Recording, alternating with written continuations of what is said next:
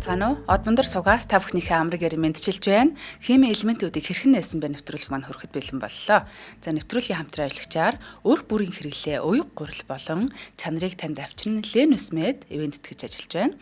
Нэвтрүүлэг NTV Од Бондар радио 107 83.3 GHz төлгөөнөөр та бүхэндээ хүрдэгэ. За өнөөдрийн сэдв бол нарны аймагт ямар элементүүд байдаг вэ гэдэг сэдвээр орох гэж байна. Тэгээд одоо миний мэдхээр нарны аймгийн бүс нутагт бол 128 элемент байгаа гэдгийг бол лав мэдж байна. Одоо бид ч өөрсдөө нарны аймаг дотор байгаа байхгүй юу гэдэг шиг те. За яг одоо физикч бэлгүүнтэйгээ холбогдоод байна. Энэ өдрийн мэндийг хүргэе. Өдрийн мэнд чи ямар гоё юу өмсцээ. Футболк өмсцээ. Зориуллаад чамд. Харин яг адилхан нэгийг авмаар санагдчихлаа. Ойрд ерөөсөн нэг ийм гоё зурагтай футболк аваагүй юм биш нэр энэ жил. Өнгөрсөн жил нөгөө Питоны өдрөөр нөгөө Matrix Canon дээр ингээд юунууд ингээд доошоо урсдаг штэ нэг юм өсгнүүд. Тэр шиг маягаар Питог хийсэн зурагтай тийм футболк Питоны өдрөөр авсан.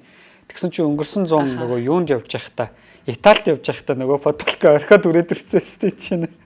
Өглөө 8-аар яарч явж байгаад хайрт тэгээ орхиод ирсэн байсан. За тэгэхээр өнөөдрийн урна битэрийн ярилцах сэдэв бол нарны аймагт ямар элементүүд байдаг вэ гэдэг сэдэв ба. За тэгэхээр яг энэ бол яг өмнөх дугааруудтаас өмнөх 2 дугаартай шууд холбоотой л доо тий. Манай саран дээр ямар элементүүд байдаг вэ гэдэгтэй холбоотой. Нөгөө талаас бас яг урна агуу гоё хэлж чинь л та сая. Манай нарны аймагт бол ямар ч байсан 128 элементүүд бол 128 байгаа тий. Ягаад тэгэхээр дэлхийн өөрөө нарны аймгийн нэг хэсэг учраас тэр элементүүд байх хэрэгтэй болчихж байгаа юм. Юу гэсэн үг вэ гэхээр би хичнээн байгаль дээр төмрөөс хүнд элементүүд бараг олддоггүй ч гэсэн тий байгаль дээр гэдэг нь одоо орчлон ертөнцид гэсэн үг шүү дээ бүр олддоггүй ч гэсэн маш ховор олддог тийм маш ховор олддог. За дээрэс нь нөгөө 126, 27, 28 дугаартай элементүүд бол бүр ертөнцөөс олдохгүй элементүүд байна. Гэтэ тэр элементүүдийг хүн төрлөختөн дэлхий дээр лаборатори дээр гаргаад авсан учраас манай нарны аймаг бол одоогоор хүн төрлөختний олж нээсэн цорын ганц химийн элемент одоо нөгөө 128 элементүүд бүгд байдаг гариг болж хувирж байгаа юм тийм ямар ч байсан гариг болж хувирж гин гэсэн. Манай нарны аймаг өөрөө бүр тийм нарны одоо систем болж хувирж штэ тийм өөр нарны системүүд бас ямар элементүүд байдгийг бид одоохондоо бүрэн сайн мэдэхгүй тийм нэгт яагаад вэ гэхээр хэдүүлээ очиж үзээгүй өөр нарны аймгийн систем дээр. Хоёрт өөр нарны аймгийн системүүд асар хол байгаа. Хэдэн 100-аас хэдэн мянган гэрлийн жилийн зайтай байгаа. Тийм учраас бид нар зөвхөн үзэгдэх гэрлийн мужид одоо хит улаан туяаны мужид нэгсэндээ нөгөө X-ray тийм рентген гэрлийн мужид ажиглалт хийх боломжтой байдаг. За эдгээр ажиглалтуудаараа л тухайн нарны аймагуудад өөр нарны аймагуудад одоо одны аймаг хичээл та тийм өөр одны аймагуудад ямар элементүүд байдаг вэ гэдэг. Яг нарны аймаг гэхдээ гэх хэвээр байна л та бас одны аймаг гэж хамаагүй болохгүй юм. Нарны аймагуудад ямар элемент байдаг гэдгийг мэдэх боломжтой байдаг. За ингэж мэдэх арга нь өөрөө дотроо хэд хэдийн янз байгаа. За өөр нарны аймагуд болон өөр гаригууд нь ямар химийн элементүүдээс тогтсон бэ буюу тухайн гаригуудын орцыг бид нар мэдэхдээ хамгийн ихний ашигладаг арга бол зөвхөн спектроскопийн арга. За спектроскопийн арга гэдэг нь бол одоо ерөөсөө одоо орон дээр ч зөндөө ярьсан, хийм дээр ч зөндөө ярьсан тий. Энэ бол ямар аргыг хэлдэг вэ гэхээр орчлон ертөнцийн байгаа бүх химийн элементүүд маань өөр өөрийн гэсэн одоо хурууны хийтэй байдаг тийм үү. Өөр өөрийн гэсэн шин чанаруудтай байдаг. За энэ шин чанарууд нь өөрөө тухайн элемент гэрэлтэй хэрхэн харилцан үйлчлэлд орж байгаагаас шалтгаалаад өөр байдаг ба. Жишээ нь устрагч нэг гэрэлтэй өөр ярьдаг тий. Гели гэрэлтэй нэг өөр ярьдаг. Натрийн хүчил төрөгч, төмөр, метан, усны уур, одоо карбон ч юу вэ? Нүүрс хүчил ч юм уу. Эдгээр бүх энэ элементүүд молекулууд маань гэрэлтэй өөр өөрөөр харилцдаг байна.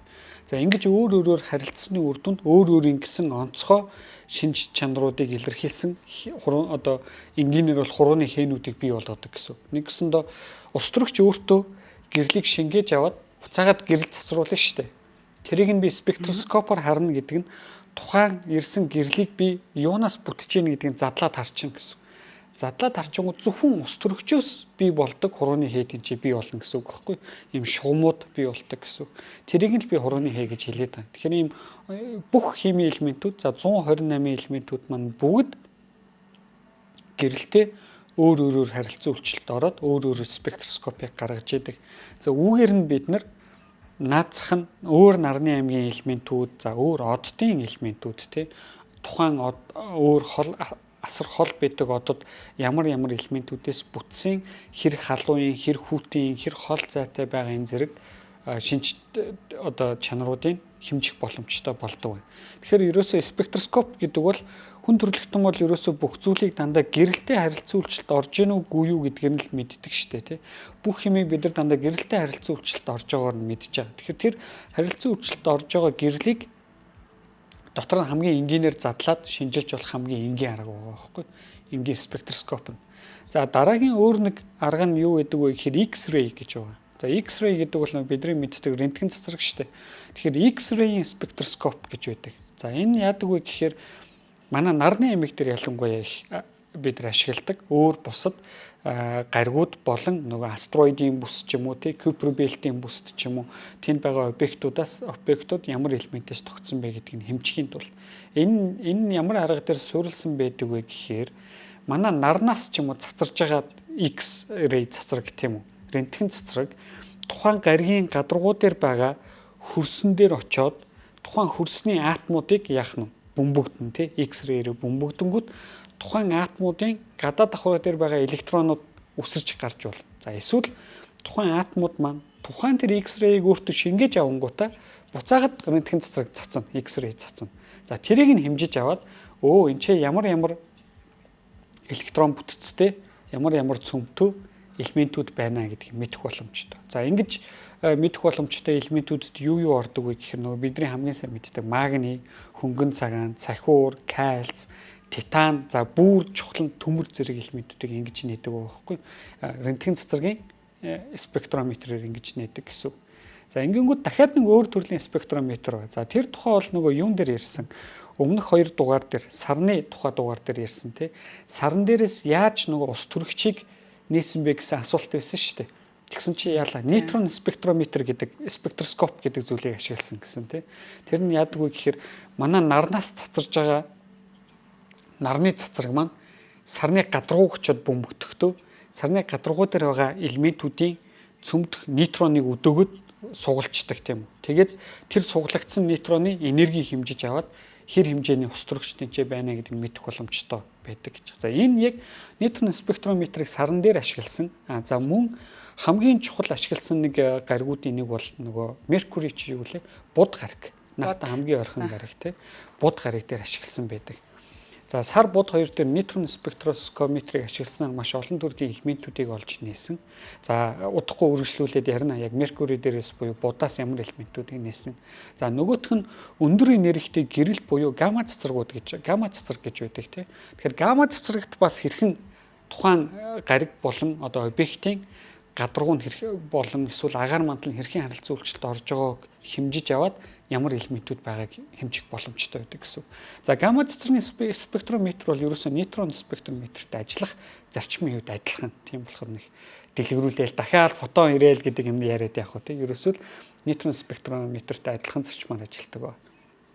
За ингээд дараагийн өөр спектрометрийн арга гэж бас байгаа. За тэр нь юу вэ гэхээр ерөнхийдөө нөгөө нэг тухайн гариг дээр бууж байгаа роверүүд байгаа шүү дээ тий. Өөрөө явагч аппаратууд. За эсвэл хиймэл дагуулууд тухайн гаригийг тойрч эргэж байгаа хиймэл дагуулууд пробүүд дээр хөвчлэн ашигладаг масс спектрометрийн арга гэж байна. За масс спектрометрийн арга гэдэг бол ерөөсөө тухайн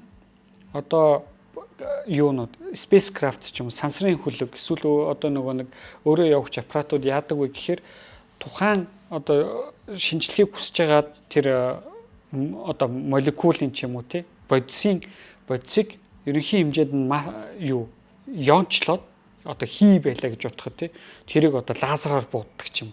Тэгээд иончлоод тэнцэнээс нь гарч иж байгаа молекулуудын массыг хэмжснээр ямар химийн нэгдлүүд ямар элементүүд, ямар молекулууд байгаа вэ гэдгийг хэмжих боломжтой гэдэг. За масс спектрометрийг бол хамгийн одоо амжилттай ашигласан жишээнүүд бол сугар гариг болон бархас байдаг гаригуд. Сугар болон бархас байдаг гаригуд.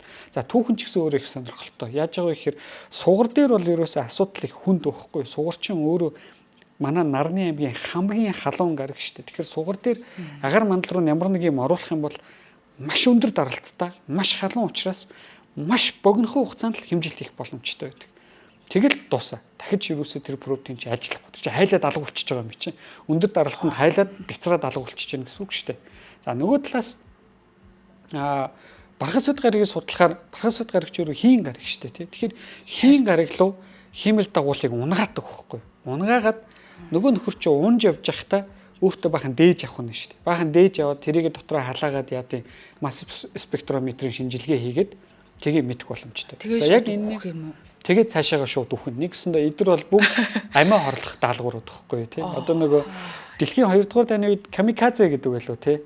Амиа хорлдог Японы цэргүүд байсан шүү дээ. Нөгөө бөмбөг өөрөө үүрээд тэгээ шууд танк руу гүйдэг. Эсвэл нөгөө цэргийн оков руу гүйдэг тий. Тэгээд очиод өөрийгөө дийлбэлдэг. За эсвэл нөгөө нэг онгоцнууд байгаа. Бөмбөгдөгч онгоцод нэгэнт одоо нөгөө нэг унах нь тодорхой болсон шарх авангуудаа шууд очиж онгоцтойгоо очиж одоо бөмбөгдөлт хийдэг тийм маягийн камикадзе гэдэг л юу гэдэг вэ? Би одоо нэрийг мартаж. Бараг камикадзе явах. Тийм маягийн даалгавруудыг хийж гин гэсэн үг. Энэ түрүүний одоо спейс крафтууд маань ерөөсөө эцсийн даалгавар нь те амиа хорлох тийм. Гэхдээ шинжлэх ухаан хүн төрөлхтний танин мэдэх хүн төлөө амиа хорлож байгаа байхгүй тийм. За яг хоёул дэлгэрэнгүй ярина нэвтрүүлэг дээр яг яаж хэмжидгийн ямар спейс крафтууд ингэж одоо түүхэнд нэрээ үлдээсэн гэдгээр. За ингээд хамгийн сүүлийн хоёр арга бол ерөөсөө шууд хардкор аргууд. Тэр нь яадаг вэ гэхээр ерөөсөө л шууд газардуулна.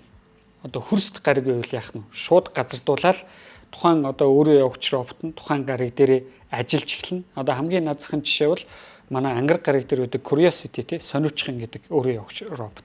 Шууд газардуулаад тэгэл хөрсний дээж аваад өөрөө өөрөө явагч робот нь өөрөө ингэсэн дотор лабораторитой тий тэнцэний янз янзын шинжилгээнүүд хийх боломжтой гэдэг юм лабораторитой байждаг. Ийм өөрөө явагч аппаратуудыг газардуулаад тухайн гариг ямар элементүүдээс тогтож байна. За тухайн гариг ийм элементүүдээс тогтсон байж магадгүй гэдэг таамаглалыг хэр яаж байна одоо баталж байна гэдгийг хэмжиждэг ийм нэг арга байна. За ийм одоо одон орны арга байна. За нөгөө нэг арга нь яадаг вэ гэхээр тухайн объект дээр очиод эсвэл хажуугаар нь дайрж өнгөрөхдөө дээж аваад тэгээ буцаад дэлхий рүү явуулах гэдэг юм арга байна. За энэний бол хамгийн алдартай жишээ бол одоо нөгөө сарн дээр буусан Аполло даалгаврын үе шүү дээ тий. Аполло даалгавруудын үед яалаа сарн дээр 6 удаа очиж газардахдаа сарны хөрсний дээжийг дэлхий рүү зөөж авчирсан тийм үү. Дээж авчрах гэдэг арга байна. Тэгээ нийт 382 кг сарны хөрсний дээжийг авчирснараа бид нэр сарн дээрээс маш олон нээлтүүдийг нээсэн. За хамгийн гайхалтай нээлтүүдийн нэг бол ерөөсөө нөгөө сарн дээрээс ус олсон тухайн нээлтүүд байсан тий. Усны молекул олсон тухайн нээлтүүд байсан. За хэрвээ энэ нээлтүүдийн тухай сонсож амжаагүй сонсогч байх юм бол яг өмнөх 2 дугаарыг сарн дээр ямар элементүүд байдаг вэ? Сарн дээр ус байдгүй гэсэн 2 дугаарыг сонсоход болно. За тэр дугаар дээр л яг дэлгэрэнгүй түүхийн хувьд юу болсон, яаж ямар аргаар нээсэн тий. Тэгээд яагаад ер нь хүмүүс анх юу гэж бодож ийсэн гэдэг тухай ярьсан байгаа учраас одоо өнөөдөр дахин давтаж яриад ах уу. Гол point нь бол ерөөсөө л сарн дээрээс дээж авчирснараа бид нар сарны үүслийн тухай онолуудыг батлах нэг том чухал нээлт болсон. Хоёр дахь нь сарн дээрээс усны молекулыг нээсэн нэг том чухал нээлт болсон байгаа. Энэ нэг чухал одоо нээлтүүдээс юм а гэдэг тухай ярьсан. За нөгөөх нь өөр бас чухал одоо гоё нээлтүүд юу болж исэн бэ гэхээр нөгөө Хаябуса гэдэг юунод байсан тий. Юу хэмдэ одоо буцаж ирэх. Одоо нэгсэнд Хаябуса бол ерөөсөө юу байхгүй. Тухайн астероид дээр очиод дээж яваад буцаагаад дэлхий рүү явуулсан юм жишээнүүд. За Бэну астероидс ч гэсэн Osiris Rex даалгаврын юу авчирч ирсэн байгаа. Дээжүүд авчирч ирсэн. За Stardust гэдэг бас сүлэг байгаа тий. Кометны дастыг шинжилж ирсэн. За эдгээрийн үр дүнд бол яг хөө манай Нарны аймгийн энэ одоо гаригууд гэдэг нэг манай Нарны аймгийг одоо бүтцийн хувьд хоёулаа харах юм бол тий нар гариг за тэгээд астероидын бүс Kuiper belt гэсэн юм хэсгүүд байгаа тий. За энэ ч юунууд оршдог гэхээр астероидууд, кометууд, солирууд, баг гаригууд, одоо гаригууд оршдог ийм бүсүүд байж байгаа. Тэгэхээр эдгээр дээрээс бас очиод яах нь спектрометрийн анализ хийхээс гадна ойрхон дайрж өнгөрөхдөө дээж аваад судлаад энэ нарны аймгийн өөр ийм хөлдүүс маягийн энэ объектууд маань ийм юутай байна, элементүүдтэй байна гэдгийг олж нээсэн байна. За үүний ачаар яах нь өнөөдөр ингээ хэдүүлээ зүгээр Google-с ингээ хаахад те ангараг гариг бол төмрөөр баян, суугар бол те хүхрийн хүчлэр их хүхрийн хүчил ихтэй, бууд гариг дээр бол нөгөө юу байдаг, натр байдаг, хүхэр байдаг зэргүүдийг мэддэг болсон байна. Эдгээр юм яах нь өнөөдрийн бидний энэ одоо наад захын энгийн нэвтрхий толийг нээгээд уншихад бод гэл нэг юм эхэлдэг штэ тий одоорны нэвтрхий тойл гэх юм. Тэгвэл ийм элементүүдээс тогтдог масс нэм, жин нэм гэдэг тэрийг яах нь ингэж нээсэн байгаа байхгүй. Түүнээс шин чи зүгээр л одоо ямар шашин биш тий зүгээр харж байгаа л тийм юм байж магадгүй тэргэлт ихсэн юм биш штэ тий уран зохиол биш юм чи заавал нэг юм шинжилгээ гэдэг бол өөрийн гэсэн онолтой таамаглалтай тэрийг баталгаажуулж сайжруулснараа цаашаа хөгждөг систем байна. Шашин болон одоо бусад иймэрхүү танин мэдхүүн шинжилгоонос бусад ийм танин мэдхийг хичээж байгаа системүүд бол тийм одоо арга барил байдгүй учраас нэг газараа гаццсан байдаг тий. Тэгээ энд тэгэнгүүт нөгөө сэдвээсээ хазаагаад дахиад нэг юм ярих гэсэн гэнэ. Бас л шашинтай холбоотой юм байна. Тэр нь юу вэ гэхээр сүүлийн үед ингээ хүмүүс агиух ингэж маргадаг болчиход байна л та. За ялангуяа зарим нөхдүүд бол буддизм энэ их ярьж байгаа хоосон чанар манар гэд өөрсдөө ч мэдхгүй юм яриад байгаа шин. Тэгээ юу вэ гэхээр одоо ингээд тухайн шашны систем бол одоо шашны номлол болон онол нь өөрөө өнөөдрийн шинжлэх ухааны нээлтийг 2000 жилийн өмнө ч юм уу 20,000 жилийн өмнө ч юм уу яатсан байсан юм аа. Хилцсэн байсан юм аа гэдэг юм их ярьдаг. Тэгэхээр энд хүн өөрөө бид нар өөрсдөө юг ойлгох ёстой вэ гэхээр шашин гэж юу юм бэ? Шинжлэх ухаан гэж юу юм бэ гэдгийг бид нар ойлгох ёстой. За шинжлэх ухаан гэдэг систем бол тухайн ажиглагдсан үзэгдлийг бий эхлээд тухайн hypothesis-ээр тайлбарлана. За энэ hypothesis маань таамаглалт дэвшүүл. За энэ таамаглал нь туршилтаар батлагдах юм бол онол болно. За энэ онол дахиад өөр өөрийн гэсэн таамаглалтуудыг дэвшүүлнэ. Нэгсэндөө ийм зүйлүүд байж болно. Дээрээс нь энэ онол юуг бий болгодог вэ гэхээр технологиг бий болгодог. Технологиг бий болгох буюу тухайн онолыг би хүн өдөр тутмын амьдралдаа яаж ашиглах вэ гэдэг зүйлийг бий болгож байдаг. За ингэснээрээ шинжлэх ухаан нөгөө хүнд хэрэгтэй зүйлүүдийг технологийн ачаар бий болгож. За өнөөдөр бол ингээд наазах нь одоо нөгөө генетикийн өрчлөлтөө бүтээгдэхүүнүүдийн ачаар хүн төрөлхтөн өсөж өгөхөөс 100 жилийн өмнө аврагдсан гэдэг ч юм уу тий. GMO бүтээгдэхүүн муу гэж ярьдаг бол амар том өрөөсгөл утгагүй юм байна. Тэр бол тий. GMO бол ерөөсөө л яах нь төмсийг том болгосон хэлбэр. GMO бол хүн төрөлхтөн ясман дээр мянган жилийн өмнөөс л хэрэгэлдэг байсан. Анх хүн төрөлхтөн нөгөө газар тариалан эрхэлж эхэлсэн үеэс л бид нар өөрсдөө мэдхгүйгээр GMO хэрэглэж эхэлж байсан. Өнөөдөр бол илүү sophisticated болоод илүү нарийн мундаг болоод илүү нарийн ашигладаг болсон байна. За ингээд яах нь одоо тухайн шинжлэх ухааны онол гэдэг бол технологи гэдэг нь юу вэ гэхээр заавал өнөөдөр ингээд утсан юм уу байх албагүй шүү дээ. Жишээ нь наазахын энгийн технологи бол шүд авах технологи байхгүй. Шүд авах технологи байж байна. Хоол хүнсийн технологи, плетигний технологи байж байна. Эдгээрээ бид нар амьдралыг хөнгөвчлөөд тэгээд өөрсдийнхөө амьд үлдэх баталгааг илүү сайжруулад цаашаа явж байгаа гэсэн үг тийм. Одоо бүр ингээд энгийн жишээ технологитой холбоотой энгийн жишээ дурдах юм бол манай нэг Киан гэдэг найз үгүй. Мань нөхөр болохоор юу байхгүй юу? Ирланд гэдэг баха тий Айрланд гэх чинь Ирланд гаралтай залуу. Тэгээд тэр нөхөр төрөлхийн баруун хөлгөө төрсөн. Нэгсэндөө мань нөхөр ураг болж хөгжиж явж байхдаа зүүн хөл нь бүрэн хөгжсөн ч гэсэн биенийх нь баруун тал нь дутуу хөгжөөд ялангуяа баруун хөл нь бүр ингээд нөгөө бүрэн ургаж хөгжөөгүй зүгээр юм жижигхэн хэсэг төрсөн баруун хөлний хэсэг.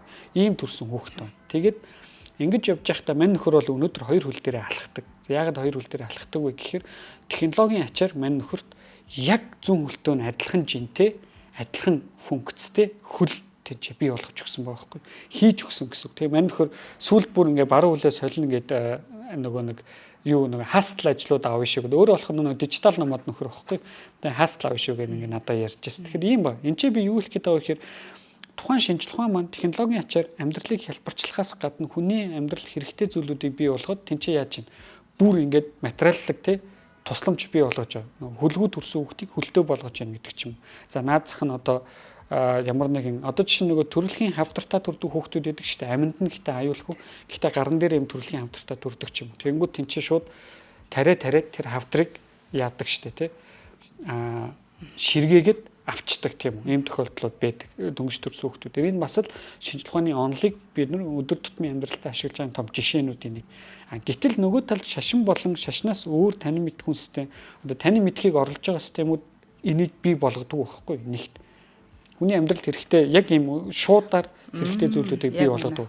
Гэхдээ мэдээж хувь хүний итгэл үнэмшил гэдэг зүйл байгаа. Тэрийг бол бид нар хүндэтгэх ёстой. Гэхдээ ийм сул тал байгаа гэдгийг бас хүлээн зөвшөөрөх ёстой. Хоёрт хүн төрөлхтний түүхэнд хизээч шашин таамаглал амжилттай таамаглал дэвшүүлж чадж байгаагүй. Яг янз янзын таамаглалууд дэвшүүлдэг. Нөгөөх нь айгүй амар тий дэлхийн сүнэн мүнэн шүлтийн өдөр гэдэг ч юм уу тий зарим нэгэн шашнууд. За ихэнх шашин бол өөрийн гэсэн шүлтийн өдөртөө байдаг л да. Зөвхөн христийн шашин, юуны шашин ч биш, исламын шашин ч ихэнх шашнууд бүгд өөрсдийн гэсэн шүлтийн өдөр болон нэг юм дэлхийн сүндэг өдрүүдтэй байж идэг. Гэтэл энэ түүхэндээ биелсэн юм байхгүй. Хизээч биелж байгаагүй. Ийм таамаглалууд хизээч биелж байгаагүй. Дээрээс нь тэр яг нөгөө ихний хэсэгт ярьсан материаллык байдлаар жишээ шашин юу гэдгээс юм уу? Одоо тий цэцэг өвчнийг гэдгээс юм уу? Хүлгэн хүний хөлтэй болгосон юм уу гэх юм бол тэн чинь ерөөсөө тийм тохиолдол хүн төрөлхтний түүхэнд нэг ч гарч байгаагүй. Тэгэхээр энэ бол өөрөө хоёр өөр зүйл гэдгийг би хэлэх гээд байгаа шүү. Түүнээс шууд харьцуулаад нэг нь ийм хог юм аа нөгөөх нь хог биш юм аа гэж хэлмээргүй байна тий. Одоо хамаагүй тэгж хүний итгэл үнэмшил рүү дайраад яах вэ? Тэгэхээр яах вэ? Ямар ч ийм өөр зүйлүүд гэдгийг бид нар мэдэх хэрэгтэй. Түүнтэй адилхан хэрвээ тэр одоо буддизм ч юм уу тий яг ясам дээр буддизм ч биш байгаа нарийн харах юм бол уул нь бол тэр дээр үе бүр нарийн харах юм бол буддизмын тэр одоо ертөнцийн онолууд нь өмнөх хинд үгээс л авцсан юмнууд явж байгаа байхгүй тийм чи тэр тэдгээр маань ингээд ертөнц ийм юм аа гэл нэг юм тайлбар өгсөн гинэ. За тийм юм бол тэр тайлбарыг өгсөн бол тэр тайлбарыг өдөр тутмын амьдралд ашиглах боломжтой, таамаглал дэвшүүлэх боломжтой, онол болох хэрэгтэй байхгүй. Тэгэл тийм тохиолдол байгаагүй. Тэр нь юу вэ гэхээр тэр бол ерөөсөн өнөөдрийн шинжлэх ухаантай ямар ч хамааралгүй зүйл байхгүй. Бид нар хамаагүй тэрийг тэгж ингэж холбож болох. Тэгэхээр өмнө нас хэлснээр ямар нэгэн зүйлүүд хэлбэрийн хувьд адилхан харагдчихлаа гэдээ агуулгын хувьд адилхан байх албагүй гэдэг бид нар өнөөдөр айгүй анхаарч явах хэрэгтэй. Тэгэхээр шашин шинжлэх хоёрыг ингэж хооронд нь хүчээр холиод авах хэрэггүй байна тий. Холих юм бол тэр чинь утгагүй юм болно гэсэн. За ингээд нэг юм жоохон ярианасаа хазаацсан. За тэгэхээр хоёулаа ямар ч сан эхний хамтран ажиллагчаа танилцуулаад сэдвээ үргэлжлүүлж яриа. За үргэлжлүүлж юу ярих вэ гэхээр ерөөсөө л манай энэ Нарны аймгийн эхлээд одоо гаригуудаа яриа тий. Гаригууд дээр ямар элементүүдийг яаж нээсэн. За тэдгээр маань бидний энэ танин мэдхүүд ямар шин зүйлүүдийг бий болгосон бэ гэдэг тухай ярилцсан. За нэвтрүүлгийн юунд тэтгэгч уяг гурилын хамт олон маань байгаа. Өрх бүрийн хэрэглээ уяг гурил. За зөвхөн бүхэл бүрийн гурил үйлдвэрлэхэд энэ тусгаалan зориулсан Америкийн технологиг бол Монголдо нутагшуулж амжилттай нэвтрүүлэн хэрэглэгчтэй хүргэж байгаа юм байна. Тэгэхээр уяг гурил бүхэл бүрийн гурил бол улаан буудаг хальстай нь бүхлээр нь тэрэндэн гаргаж авдаг болохоор шимт хижээлээ бүрэн хадгалсан байгалийн хамгийн үн цэнтэй гурил гэж үзэгдэг. За ялангуяа хүний биеийн боцын солилцоог дэмждэг нөгөө эслэг гэдэг зүйлийг бол улаан буудан одоо хальсанд ихээр агуулгдсан байдаг. Эслэг гэдэг бол одоо хүний биеийн нөгөө ашигтай бактери болон те дотоод гиз за эсүүдийн үйл ажиллагааг бүх юмтай ингэж бас хамаарч байна. За тэгэхээр за шинжлэх ухааны нэвтрүүлэг юм чинь те одоо будаа гэдэг бол ерөнхийдөө нэг үр хөврөл нь бас байгаа те шүү дээ. Ер нь бол тэгээд хальсан за үр хөврөл бие одоо нэг жирэм хэсэг нь за дотор цөм буюу эндосперм гэдэг те. За эднэрийг бол бүгдийг ингэж нэг болгож нэг гурил болгож байгаа. За цагаан гурил бол яадаг гэхээр зөвхөн нөгөө нэг цөмийн л одоо тэ тэрэмд нь. За тэгэхээр үүгээрээ бол шинт хижээлтэй гэдгээ бид нөгөө нэг хамгийн чухал гэдэг эслэг гэдэг зүйлийг бас тэ ялгаж хэрэглэх үү эсвэл өөр зүйлээс авах уу яг хувь хүмүүсийн сонголт байдаг бах. За тэгэхээр гизний микроб нөгөө эслэгийн үүрэг бол айгүй өндөр байдаг. За бүхэл бүрийн эслэг гэдэг бол нөгөө хүний гизэнд уустдаг гэсэн байдаг л та. Гэтэ гизний сайн бактерийн одоо хоол болдог ашигтай бактерийн гол хүнс тэжээл эслэг байдаг учраас энэ нөгөө нэг дагаад одоо хүний биеийн 37 их 89-тэй холбоотой гэхээр шууд нөгөө ходоод бүдүүн гиз за хоол боловсруулах эргэтэн систем зүрх хэт харгалт цусны эргэлт гээд олон зүйлтэй давуу талыг бас үүсгэж байдаг. Тэгээд тэжээлэг чанарын хувьд бол нөгөө цөмд нь агуулгадаг витамин B1, B2, B6, E одоо гих зэрэг одоо амин дэмээр баялаг, эрдэсийн агуулмж өндөр, байгалийн гаралтай шин тэжээлийг шууд авч яана гэсэн үг үрдэрэнээс. За Монгол улсын 21 аймгийн бүх томоохон зах худалдааны сүлжээ дэлгүүр Улаанбаатар хотын 9 дүүргийн зах худалдааны төв буюу одоо ер нь бол те хаа сайгүй худалдаалгаж байгаа гэрээ чин доорх одоо дэлгүүрүүдээр байгаа. Тэг би өөрийн бас ажилласнаар хүмүүс сүүлийн үед нөгөө биш нөгөө уяг гурлаа өөрөө ч яг аман сурчлагыг нь явж байгааг ч хэлэхөө уяг гурал барьсан хүмүүс надад бүр маш их харагдаад байгаа. Тэгээд ер нь бол айгүй түгээмэл хэрэгэлдэг болсон байна. Та бүхэн маань фэйсбүүкээр нь уяг гурал гэдээ бас дагаад аваарай. Холбогдох утасны дугаар нь 77 17 88 99 88 88 36 гэсэн утсуудаар холбогдох боломжтой байна. Тэгээд шинэ тэжээлтэй, эслэгтэй ийм гурал бидэнд санал болгож байгаа. Америк технологиг санал болгож байгаа. Уяг гурлынхаа хамт олонд их баярлалаа. Баярлалаа. Одоо ер нь бүхэл бүрийн гурил энэ төр хэрэглэгч нь бас юу болцсон юм шиг байна тий. Нөгөө чухал амьдралын зөв хэв маяг бол зөв амьдралын нөгөө зөв хэлбэр, эрүүл амьдрах хэлбэр гэдэг шүү дээ тий. Тийм хэлбэр болсон юм шиг байна.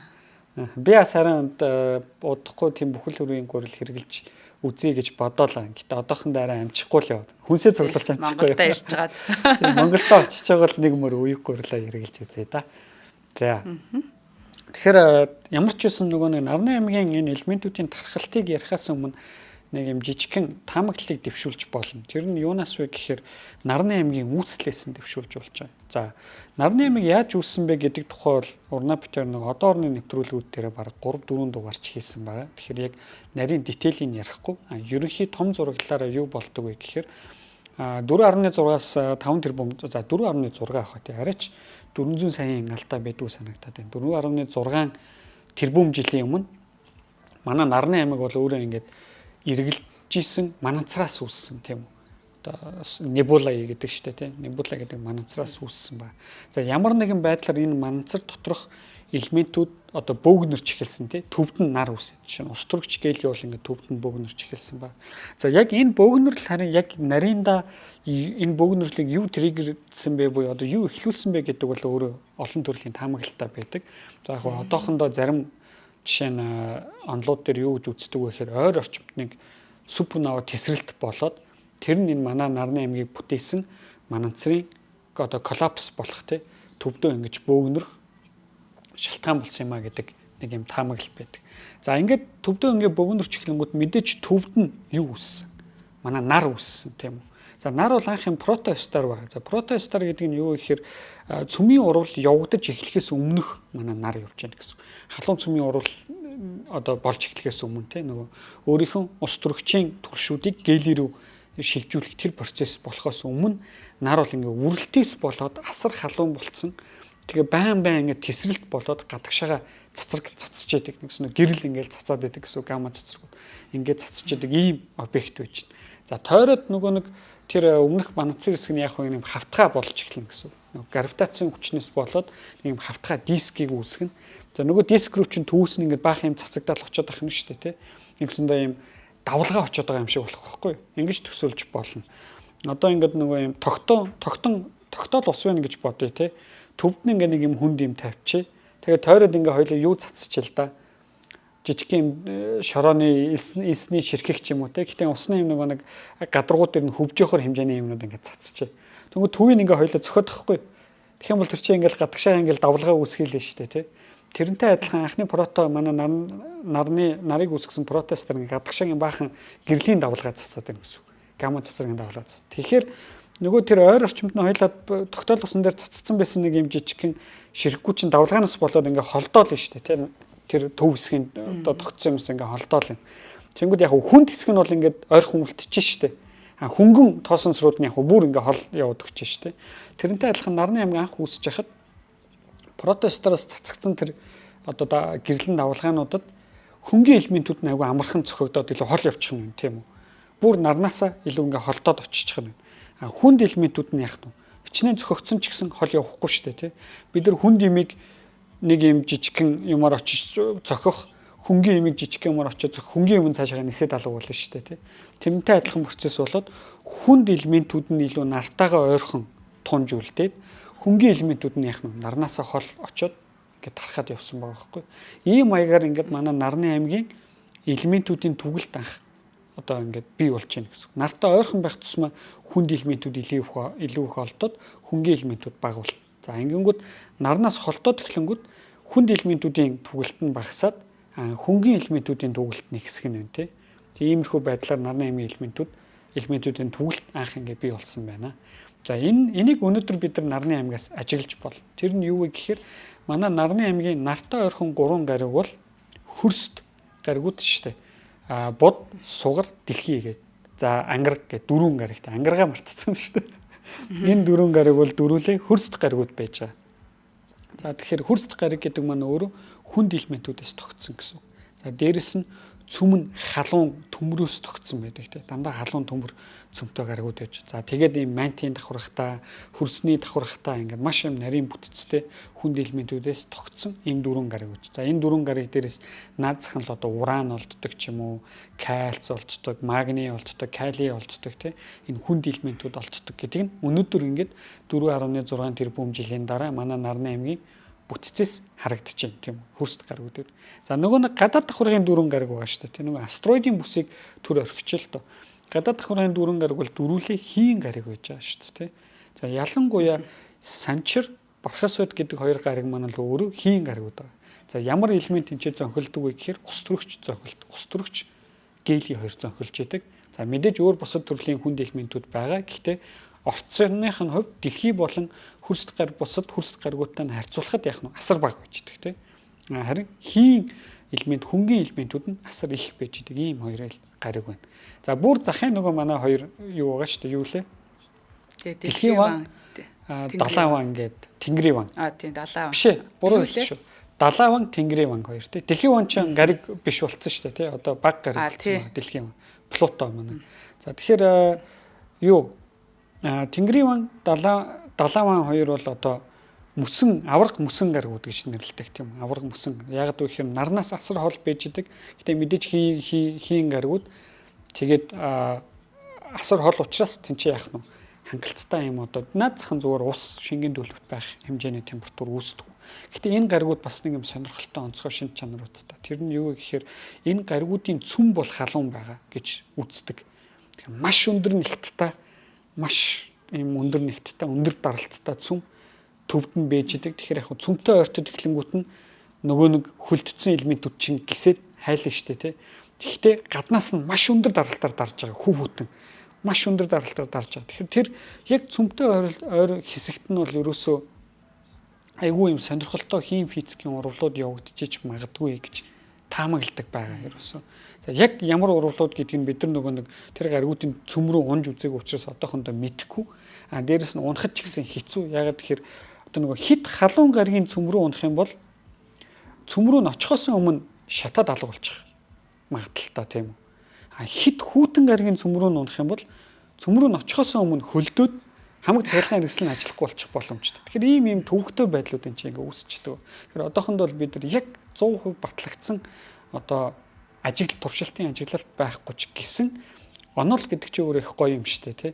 Нэгэнт батлагдсан онлоороо тухайн зүйлийг яах нь ингэж таамаглаж болно шүү дээ. Нэг иймэрхүү зүйлүүд байж ш магадгүй таамаглалт төвшүүлж бол. Тэгэхээр яг го баг дараагийн дугаар дээр хийн гаригуудын тухай ярьж таарах байхаа. Өнөөдрийн дугаар маань баг л одоо нөгөө хөрст гаригуудын тухай яриад дуусах байх гэж бодоод байна.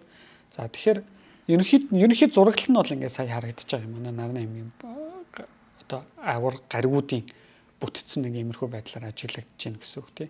За ингээд будаас эхлэе тийм үү. За бууд гариг дээр ер нь яаж одоо ингээд очсон юм бэ гэдэг чим асуултууд гарч эхэлнэ. Ер нь бууд дээр хүн төрлөختөн бууж чадсан юм уу үгүй юу гэдэг асуултууд гарч эхэлж байгаа. За тэгэхээр бууд гаригийг хамгийн спектрогийн одоо нэг спектроскопийн анализ хийн штэ тий.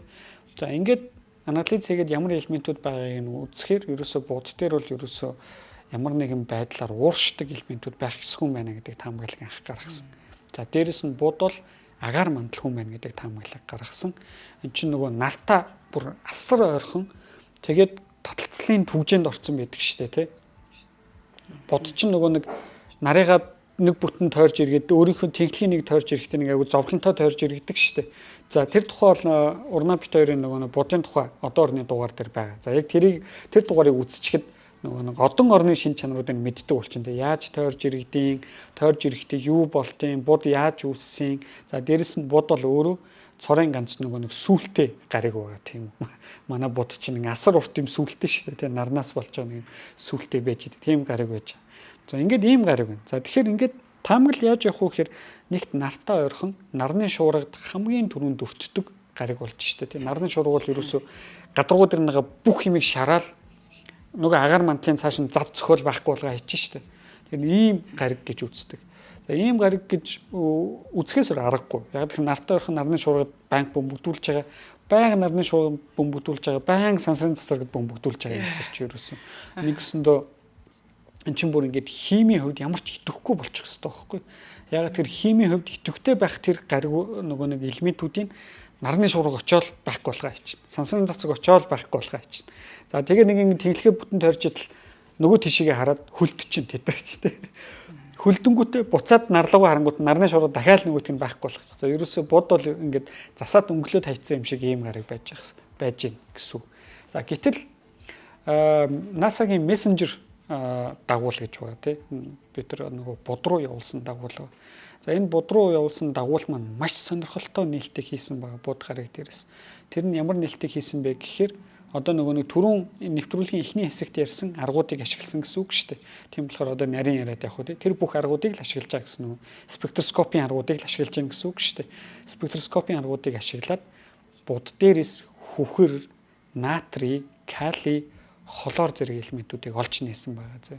За энэ элементүүдийг олж нээсэн нь яагаад онцгой юм бэ гэдэг асуулт гаргаж ирнэ. За яагаад онцгой юм бэ гэхээр энэ элементүүд чинь уурчдаг элемент байхгүй юу? Нэгсэндөө халуун гариг дээрээс энэ элементийг олж нээх боломжгүй байхгүй. Яагаад гэвэл алиужаа ууршаад алгуулсан байх хэвээр. Гэтэл хамгийн нартаа ойрхон байгаа буд гэдэг гариг дээрээс эдгээр уурчдаг элементүүдийг олж нээсэн нь өөрөө бидний бод яаж үүссэн бэ? Нарны аймаг анх ямар байсан бэ гэсэн эрдэмтдийн таамаглалыг очиод нислаа хийсэн байна. Наад таамаглал чинь буруу юм биш үү гэдэг хамгийн анхны одоо evidence-ийг те одоо таамаглалыг дэвшүүлсэн гэсэн. За үүгээр их сонирхолтой нээлтүүдийг бий болгосон байна. За өнөөдөр бол бод гариг хэрхэн үүссэн бэ гэдэг онол дээр ерөөсөө л яг хэрхэн яаж будын гадаргуу дээр хүхэр, наатар, калий холоор үлдсэн бэ гэдгийг тайлбарлах хэрэгтэй.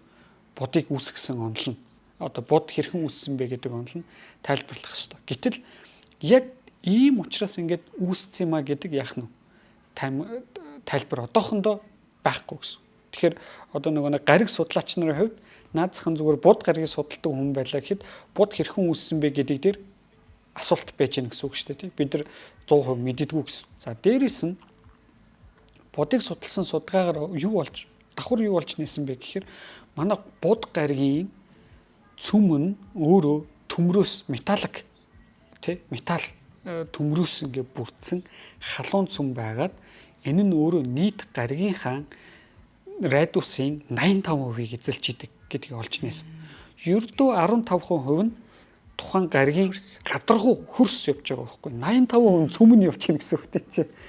Энийг олж нээснээрээ бас будын тухай одоо юунуудыг нээлтүүдийг өмнөх таамаглалуудыг сонирн болгоцсон. Яаж байгаа гэхээр будын ягаад цөм нь ийм амар 85% металлаар баялаг ийм цөм байна. Металл болон минералаар баялаг ийм цөм байна гэдгийг бид өнөөдөр одоохондоо мэдэхгүй. За дээрэс нь маш их төмөр агуулсан юм цөм байж байгаа. За яг өмнөх онолууд яадаг гэсэн бэхээр бод бол ингээл асар том гариг үүсэнгүүтээ гаднаас ирж байгаа маш их импактуудын нөлөөгөөр гадаад давхаргуудаа алдаад дээрэс нь нар аваачиж өөрийнх нь шуургыг бод дээр оруулаад ангууд яах нь манай бод маань давхар гадаад давхаргаа алдаад за ингэж гадаад давхаргаа алдахад гэдэг юу болох вэ гэхээр нөгөө өмнөх ярьсан ууршимтгай элементүүдэд давхар алдчих хэвээр байхгүй тэнцээ. Гадаад давхаргаа алдах тусам нөгөө халуун цөм рүүгээ илүү ойртдог штеп. Халуун цөмийг нь ил болгосон давхрыг илүү одоо ойртож эхлэн те нөгөө мантийн давхар нэмгэрээд байгаа юм биш. Ингэж нэмэрх тусам халуун цөм рүү ойртох тусам нөгөө ууршимтгай элементүүдийн олдох магадлал нь бүр багасах ёстой шүү дээ. Ингээ хоёр талаас нь Нэг нь гаднаас нь ууршуулад, нэг нь дотроос нь ууршуулад бүр багасаад байхгүй болчих хэвээр. Гэтэл ерөөсөө тухайн нэг ууршимтгай элементүүдийг олж нэгээд байгаа маань будыг үүсгэсэн будын одоо нэг амьдралын түүхийг судлах юм бол бидний бодож исэн энэ онол манаас өөрөө буруу байж магадгүй байна гэдгийг харуулж байна гэсэн. Дээрэс нь буд дээрээс олж нээсэн түрүүний энэ ууршимтгай элементүүдийн нээлт нь өөрөө манай будын химийн найрлагын пропорц гэж байгаа тийм үү. Орцууд нь өөрөө дэлхий, сар, ангараг гэсэн эдгээр гаригуудаас ялгаатай байна гэдгийг харуулж байгаа. За ялгаатай байна гэдгийг харуулж байгаа нь ерөөсөө нарны аймаг анх үүсэж хахад нарны аймгийн дотоод хэсэгт нь химийн элементүүд нэгэн жиг тархаагүй юм биш үү гэдгийг таамаглаж байна гэсэн. Гэдэг нэг юм баталгаа болж эхэлж байгаа гэсэн. Бас нэг энэ будын нээлт нь юуг авчирч байгаа вэ гэхээр зөвхөн нартай ойрхон байлаа гэж зөвхөн хүнд элементүүдээс тогтоод хит халуун учраас ууршимтгай элементүүд алга болоод буд үүсчихнэ гэдэг таамаглалыг бүрэн байхгүй болгоцсон тийм. Энэ таамаглал маань өөрөө буруу юм байна гэдгийг яах нь баталсан байна. За дээрэс нь энэ цаашаага хичнээн буд ингэж үүсэж байхдаа тухайн хүнд цөм яаж үүсэж байгаа вэ гэдгийг бас бид нар дахин бодохгүй бол энэ нь өөрөө буруу байж магадгүй байна гэдэг таамаглалыг дэвшүүлсэн байна. Энэ нь өөрөө давхар буд бол ингээ байнгын импактад өртөж идэгөө гэдгийг харуулсан байгаа байхгүй. Тэгэхээр энэ дундаас яаж өнөөдрийн бидний ажиглаж байгаа буд гариг үүссэн бэ гэдгийг хин нэгэн одоо ухаантай хүн олж нэх хэрэгтэй байх нь шүү дээ ирээдүйд тийм үү. Тэгэх юм бол бид нар будыг яаж үүсснийг олж нэ гэсэн. За хоёулаа хоёр дахь хамтран ажиллагчаа танилцуулаад нэвтрүүлгийн төгсгөл хэсэгтээ оръё. Тэгэхээр төгсгөл хэсэгтээ яг дараагийн дугаарыг сугар гаргаас эхлэх юм байна л да. Сугар гаргийн тухай товч яриад тэгээд дуусгацгаая. За шинжлэх ухаан танин мэдхүйг одоо байнгын дэмжигч чанарыг танд авчирна. Хүүхэд бидний ирээдүй Пикотан Kids-ийн хамт олон маань уламжлал ёсоор нэвтрүүлгийн ивент тэтгэгчээр ажиллаж байна. Тэгэхээр эднийх бол одоо маш олон төрлийн бүтээгдэхүүнийг та бүхэндээ санал болгож байгаа. За үүн дотор өнөөдөр одоо нэгэн ашигтай бактерийг санал болгож ашигтай мэдээллийг хүргье. Тэгэхээр 15 төрлийн эрдэс витамин агуулсан энэ мультивитаминтэй нэмэх нь одоо ашигтай бактери агуулснараа давуу талтай одоо нэг одоо уултаар хөө те ингээд нэг дор ингээд амин дэмэж авчих нь ашигтай бактериач авчих нь. Хүүхдийн дархлаа болон өсөлтийг бол дэмжинэ. Бодисын солилцоо, тархины үйл ажиллагаа, за хоол боловсруулах эртгсэн системийн үйл ажиллагааг тэнцвэржүүлэх одоо юм үүрэгтэй. За манайхан бол яг ашигтай бактери гэж юу вэ? Яг хэрхэн ажилтдаг талаар бас харьцангуй сайн мэдээлэлтэй болсон баха. За тэгэхээр хайрцаг дотроо бол 14 ширхэг одоо юм жижиг ууттай, нунтаг хэлбэртэй зүйл байдаг. Тэгээд нэгээс 3 насны хүүхдүүд бол өдөрт нэг уутыг 4 бол түүнээс дээш насны хүүхэд нэгээс 2 уутыг ерөөсөө ууж байгаа. Тараг бол уух зүйлтэй найруулад ингээд уучихд болтгоо. За тэгээд одоо нөгөө саруул ухаантай те эрүүл биетэй хүүхдийг одоо бидний зүгээс дэмжиж чадах зүйл бол одоо надад бол яг энэ их гоё санагдаж байгаа байхгүй те одоо эрдэс бодисоо болон ашигтай бактери нэг дор ингээд авчирна гэдэг хүүхдийнхаа төлөө хийж чадах зүйл маань бол бас те зүйлүүдийн маань гэх юм уу нэг нь бол яалчгүй бас энэ байх хаа. За health point-ийн мэнэр бол одоо те бусад бараа бүтээгдэхүүнтэй хамт захиалаад авч болно. Мөн бүх эмийн сангуудаар худалдаалагдж байгаа. Та бүхэн дэлгэцэн дээр гарч байгаа Picotан Kids гэдэг бас бичгийг нь чэйжлээд хараад аваарай. За Alkaloid Mongolia гэдэг Facebook хуудаснаас илүү дэлгэрэнгүй мэдээлэл авах боломжтой. Холбогдохчны дугаар нь 80 351 91 99 34 97 17 гэсэн дугаараар холбогдох боломжтой байна. Тэгэхээр нэвтрүүлгийг ивент тэтгэж одоо явах боломжийг олгож байдаг ивент тэтгэж та бүхэндээ маш их баярлалаа. Picotан Kids хамт олондоо баярлалаа. За тэгэхээр түрүүний ярьсан хэсгийг дахиад базаад ярих юм бол бид нар эрдэмтэд өмнө нь буд гаригийг яах нь зүгээр нартай хэтэрхий ойрхон тэгээд үргэлж наранд шарагддаг учраас гадаад давхаргаа алдаад тэгээд байнга бөмбөгдүүлждэг учраас бас гадаад давхаргаа алдаад тэгээд хит халуунаас болоод нөгөө ууршимтгай элементүүд буюу кали, натрий, хүхэр, холоор зэрэг элементүүд нь байхгүй болцсон. Тэгээд юм химийн итгэхгүй зүгээр л нэг чулуу гэж боддог байсан юм байна. Гэтэл NASA-гийн мессенжер даалгаврын үеэр нөгөө элементүүдийг олж нээснээрээ яг энэ процесс болоогүй юм байна те. Өөр ямар нэгэн процессын улмаас энэ зүйлүүд үлдсэн юм байна. Бидний хувьд мэдхгүй зүйлүүд зүгээр л хамгийн ойрхон энэ буд гариг дээр хүртэл байгаа юм байна гэдэг олж мэдсэн баг. За ингээд гэтэл түүх дуусаагүй зөө. Дараа нь яасан бэ гэхээр манай сугар гэдэг гариг байгаа те. Одоо нөгөө Нарны аймгийн хамгийн халуун гариг бол сугар гариг. Буд гариг бол биш. Яагаад вэ гэхээр сугар гариг дээр хүлэмжийн хийн эффект болж байдаг. Тэр нь юу вэ гэхээр сугар руу орсон гэрэл буцаж гарддаг байхгүй те. Сугарлуу орсон гэрэл буцаж гарах гэж одоо буцаж гарч байгаа маш бага хүн буцаж гардаг. Тэр нэгснээс сугаар бол өөрөө хүлэмж ихгүй дотроо дулаан хадгалаад байж идэг. Тийм учраас асар халуун дээрээс нь сугар гаргийн үүлнүүд нь өөрөө хөхрийн хүчлээс бүрдсэн тий. Хөхрээс бүрдсэн үүлтэй. Газрын гадаргуу нь өөрөө галтуулын мант шиг тийм зүйл байна. Температур нь 400 хэд хүрэн тий. 200-аас 400 хэд хүрдэг. Тийшээ өөрөөсөө нэг гэсэндөө ингэж төсөөлж болно. Сугарын агаар мандал гэдэг бол батарейны хүчил байхгүй тий. Ерөөсөө зүгээр амар юм байдаг шүү дээ батарейны хүчил гээ тий. Батарейны хүчил нөгөө хуруу гараад түлдсэн бараг хайрхаас өөр аргагүй болдог аимшигтай юм байгаа шүү дээ. Тийм амар гариг байж гин гэсэн үг. Энэ гариг маань өөр. За энэ гаригийн өөрөө химийн нэг онцгой шин чанар нь юу вэ гэхээр карбоны давхар эсрэг буюу хүлэмжийн ихсэх юм бол тухайн гариг юу болж болох вэ гэдгийг харуулсан зүйл. За манай дэлхийн өнөөдөр уур амьсгалын өөрчлөлтийн асар том одоо чухал асуудалтай тулгарч байгаа. Тэгээд бас үнэн үгүй юу? Би өдөр нөгөө нэг Facebook хоолойд ингээ Facebook ухаж жагаад нөгөө улаан цутгалан гэд хүрхрээ байдаг шүү дээ тий. Улаан цутгалангийн хүрхрээ нь доошоо хүрхрээ зогсоод нэгсэн хүрхрээ татраад 10 хонжээ гинэ. Гэтэл бэлгийн тооллоор одоо чин шинийн 12 13 нүү тий. Одоо нэгсэн зуны ихэнх сар эхлээд 12 тонцсон байна. Тэгэхээр уул нь бол бэлгийн тооллоор ярих юм бол тэр хүрхрээ уул нь урсаад эхэлж явах хэвээр. Одоо ч гэхдээ ингээ юу дулаарах гэж штэ тий. Гэтэл ингээ зогссон байна гэдэг нь өөрөө сүлжилт болон уур амьсгалын асуудал бол Монгол улсад агуу тулцсан тулгымцсан асуудал байгаа шүү гэдгийг илэрхийлж байгаа нэг санаа.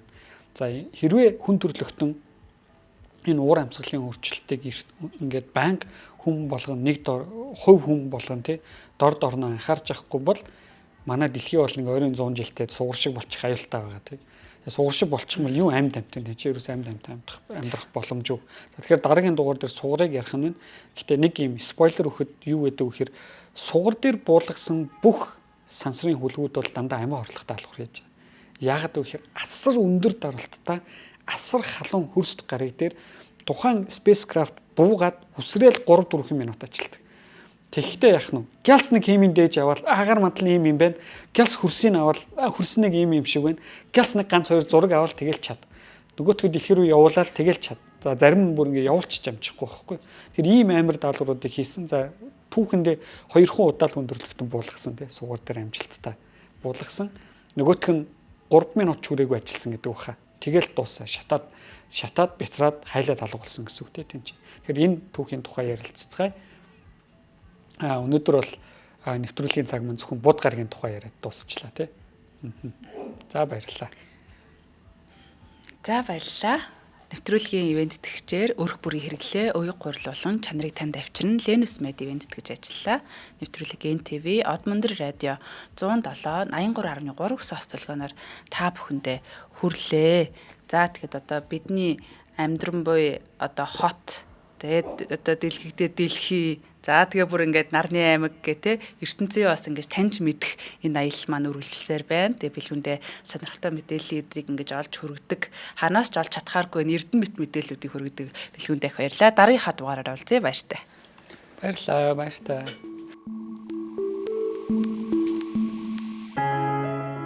Нэвтрүүлгийг хүлээн авсан Нарны аймгийн монголчуудаа баярлалаа. Одмондөр сувг нь энэ мэдчлэн таны мэдхүйн мянган нэвтрүүлгийг 2026 оны 7 сарын 1 хүртэл та бүхэндээ хүргэх юм. Их хэлээрээ шинжлэх ухаан танин мэдхүйг түгээхийн үлсэд нэгтгэх хүсвэл та бидэнд хандив өгөх боломжтой. Жилдээ ганцхан удаа 100,000 төгрөгөөр биднийг дэмжснээр шинжлэх ухаан танин мэдхүйг түгээх энэ үйл хэрэг амжилттай үргэлжлэх юм. Одмондөр нэр дээрх Худалдаачлийн банкны дансгаа 4191 Тэг 4518. Та 100,000 төгрөгөөр шилжүүлэхдээ гүйлгийн утга дээр нь өөрийн нэр болон утасны дугаараа заавал бичээрэй. 100,000 төгрөг хандалснаар Одмондөр сувгийн алтан гишүүн болох юм а. Шинжлэх ухаан, танин мэдхгүй Монголд ялах болтугай.